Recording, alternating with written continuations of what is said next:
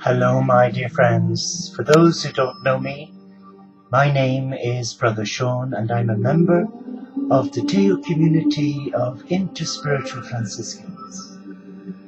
This evening, it's our vigil dedicated to Gaia, and my contribution this evening is to share with you about Christ consciousness, but first to empower you, reawaken your heart,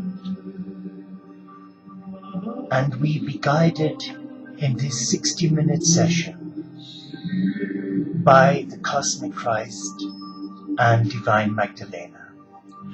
So we begin and we welcome you to this 1 hour of celebration, a time of coming back to our hearts, a time of love, a time for peace, a time for celebration.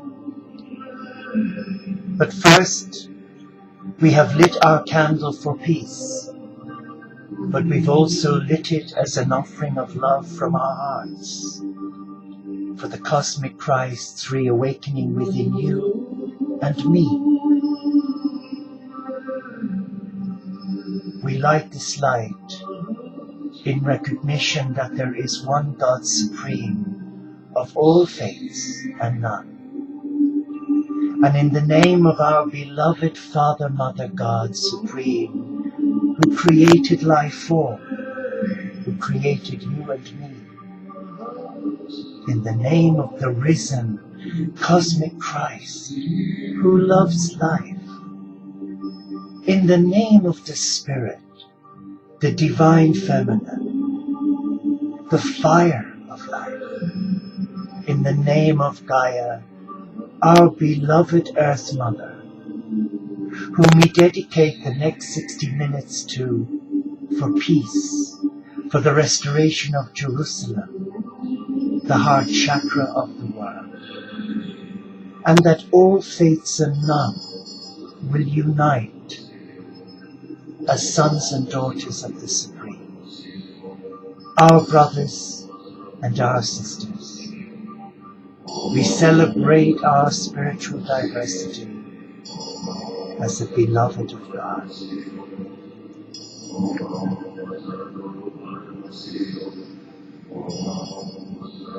So for a moment or two, may I invite you to just disconnect from your mind, disconnect from the stressors of this day. And over the next 60 minutes, I would like us to work together. Yes, to work together, that this be a proactive vigil, where you take part with me, where it's not all one-sided, because Christ consciousness is not a way of life where one is spoon-fed. It's an invitation to take part in the celebration of a cosmic dance of the heart. So I would like us to listen to the music to begin with. And I have asked the Cosmic Christ and Magdalena to guide my heart. Though there's lots of material here to read, but I need to be guided. So in the silence now, may I trouble you. May I trouble you first to give me a sound check, which I should have asked in the beginning. Secondly, and more importantly, that for about 4 or 5 seconds, maybe a minute or two, that you will sit in silence. I will dim the lights, and I want you to focus on the blue heart. And I would like you to focus your mind's eye on the center of that heart. Because in the center, there is the Eucharist, the Christ consciousness.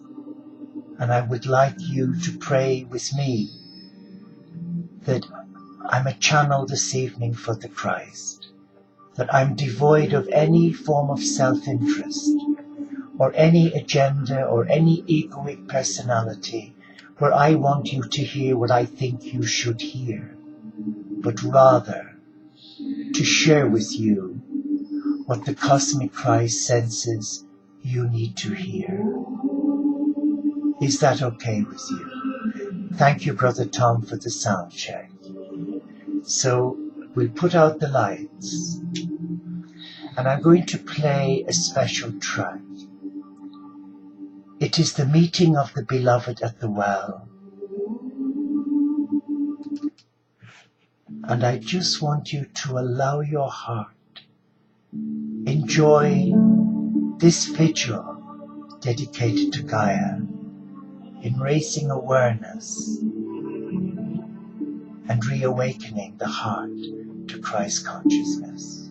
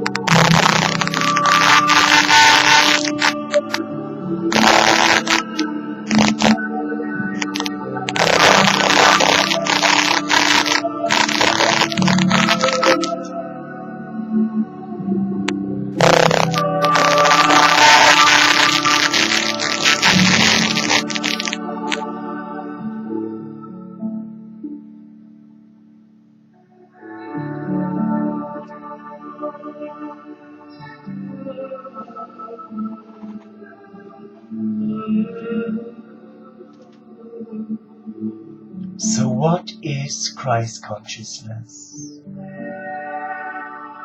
What is your heart saying to you right now?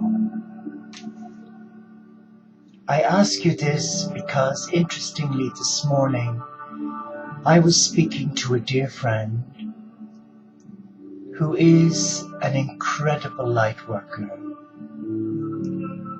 And I've known this person a number of years. And they go from crisis to crisis.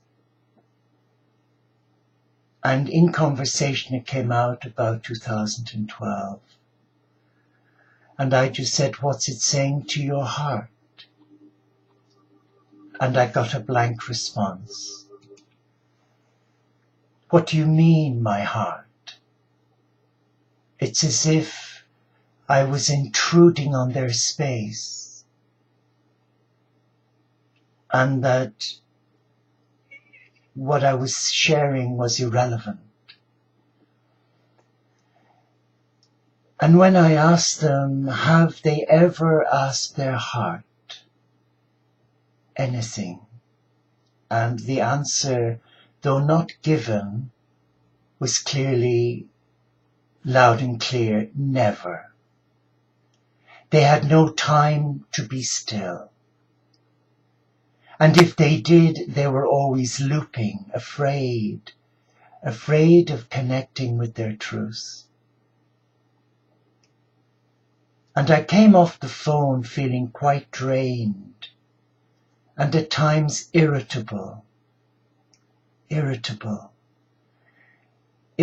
for them because they called themselves a light worker, a therapist, going around busily doing Reiki and Hopi candles and reflexology.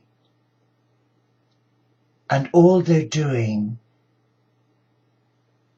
is assaulting their clients. They're committing the greatest crime that a light worker can commit. First to themselves, they are violating their own sanctity, their own divinity, by refusing to listen to their higher self. And secondly, which is quite disturbing from one professional to another, that they are taking money off clients for services that they are so desperately in need of. And the poor client who has struggled and saved in a recession, who's not upper middle class, but who's working class, unemployed, and they take money from them twice a week, £30, because I asked for them to have a Reiki session. And you know and I know that if we have not resolved our inner conflict and healed our inner wounded child and surrendered our heart to the Supreme, then we are committing an act of great violation against the I Am presence in another by giving a therapy that has no soul, by pretending to be giving energy when all that poor client is getting is our drama, our pain, and the energy that should be given to the client has been bypassed for the therapist. Now you might find that interesting, you might find it disturbing, you might find, I don't know what you'll find, but I know that I find it's a great violation. And another friend phoned to say that they don't know how to connect with their heart. And again, this is someone whom I love dearly, but again, attracts a lot of drama. Everything that could go wrong comes to them. And I ask them, it's as simple as the nose on your face. And they go, I don't know how to connect with my heart. I said, it's very simple. You switch off the radio and the television to start with. You disconnect your mobile phone, your iPad and your iPhone. You put a sign on your door to say, do not disturb.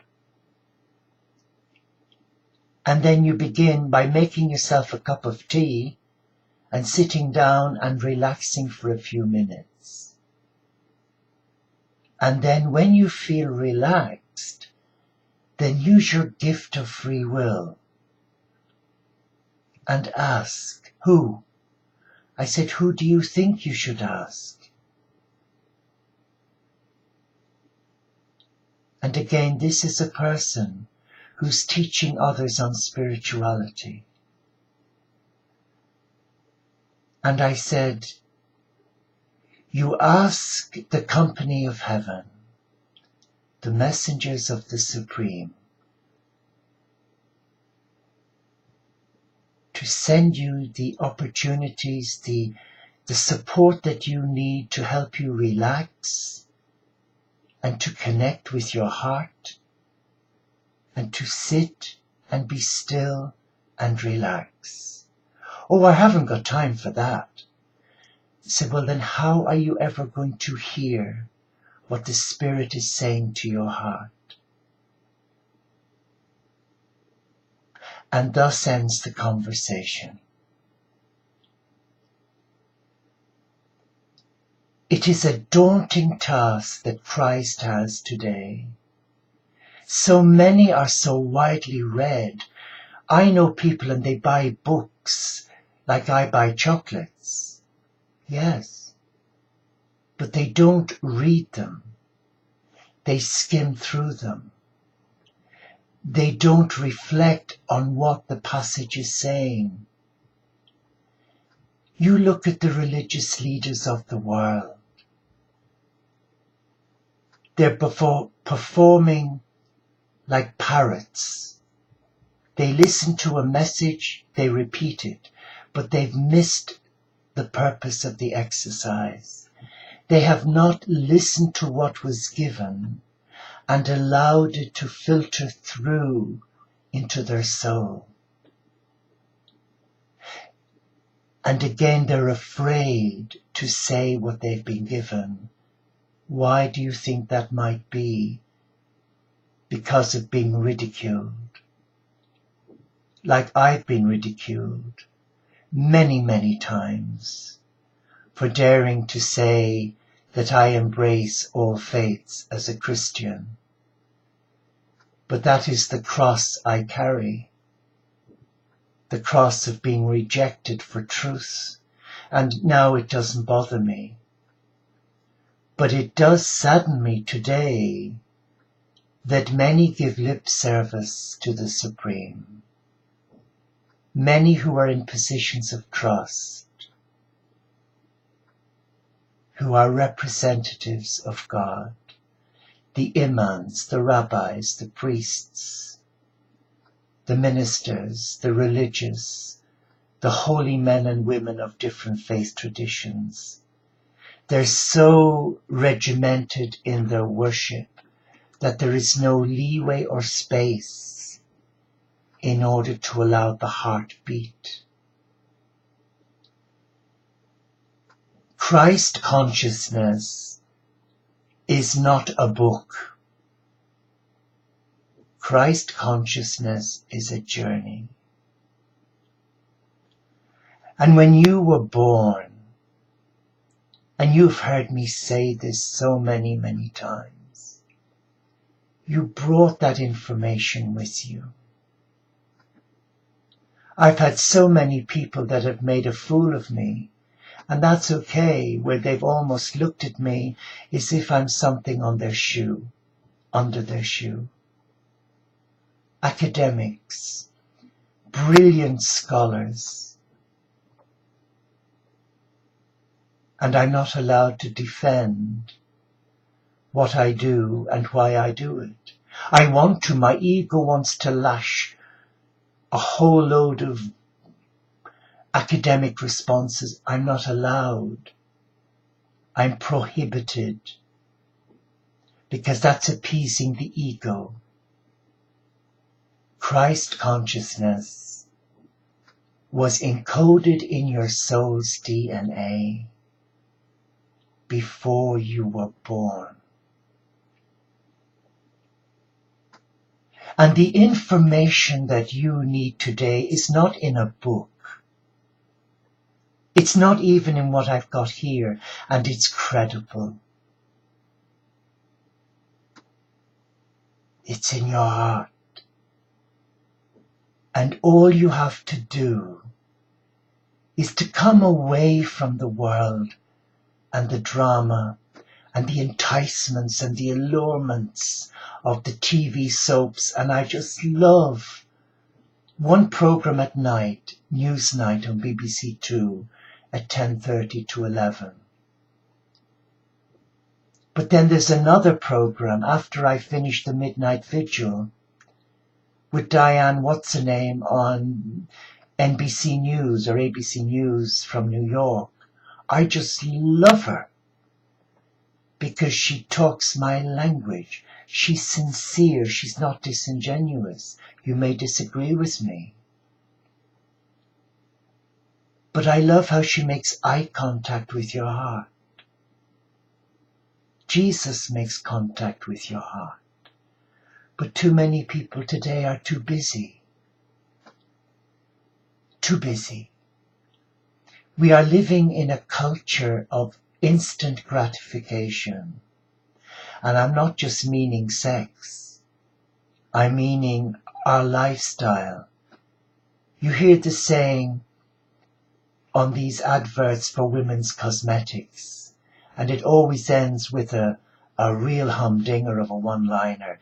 Diane Sawyer, thank you, Tom. She's my gal. Oh, right on. But Jane Fonda does it a lot. Because I'm worth it. She slaps on a whole load of God knows what. It could be elephant grease. And she's trying to convince you that she's worth it. You only have to go around the supermarkets and everything is instant. Very few people today take the trouble to buy in fresh ingredients, except our dear sisters in Philadelphia, because I know they go shopping for fresh veg, and maybe Brother Tom and a few others. But the majority of people today would much rather buy a ready-made meal. Clutch those pearls, sister. Yes, indeed. Well, clutch my tomatoes, because it takes effort to prepare a meal. It takes love to prepare a meal. And if you wish to embrace with the cosmic Christ, He's here. He's knocking on your heart.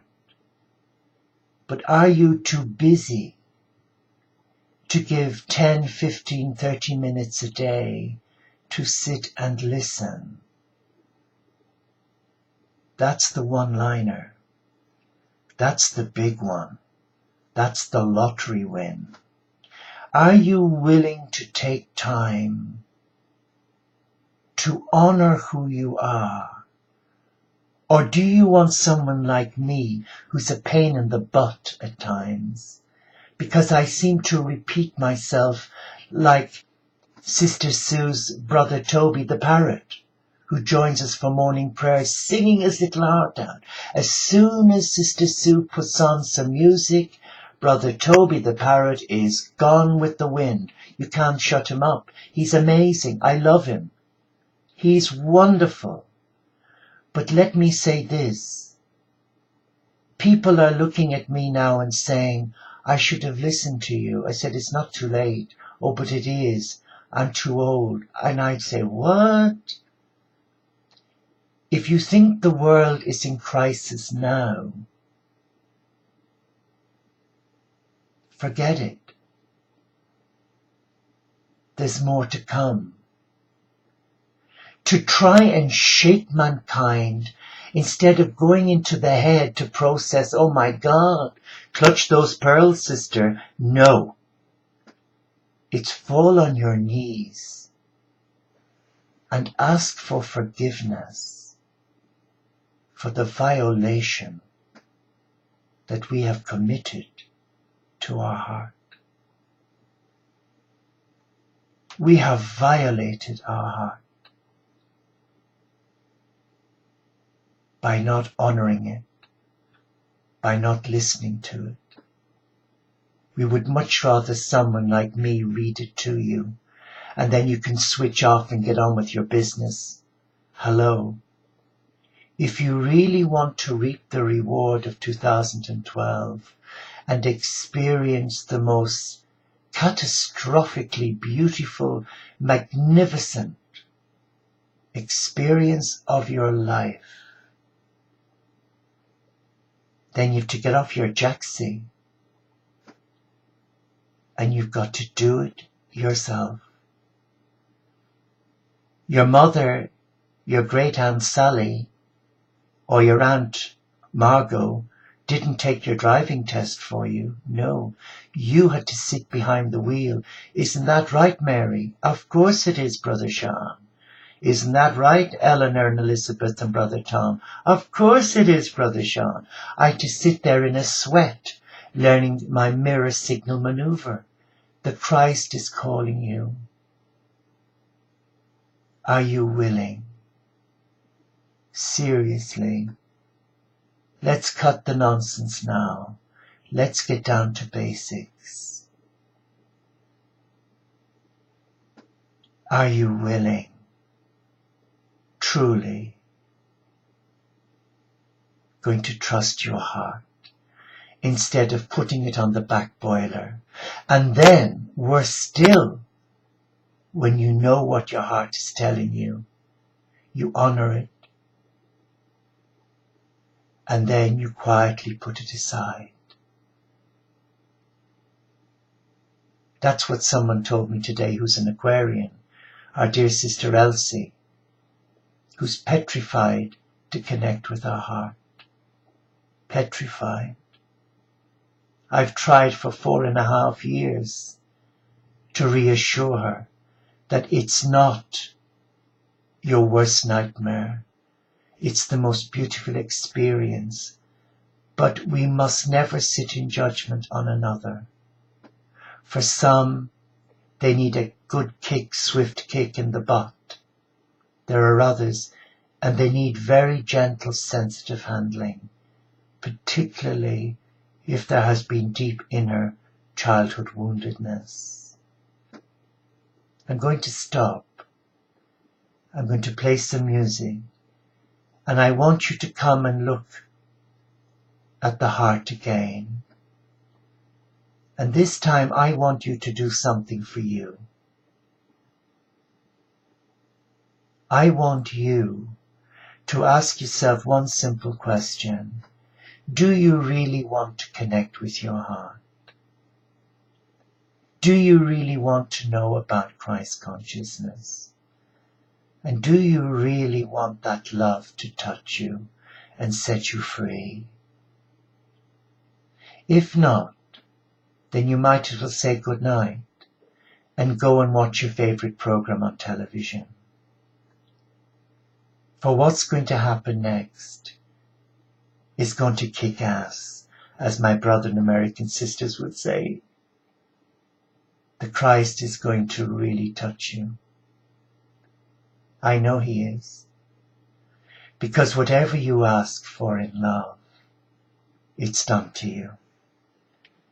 But before you ask, you need to be clear. The Christ and Magdalena energies do not, and I repeat, take prisoners. They do not take prisoners. It's all or nothing. No fair weather friends here. No drama queens welcome. This is serious stuff.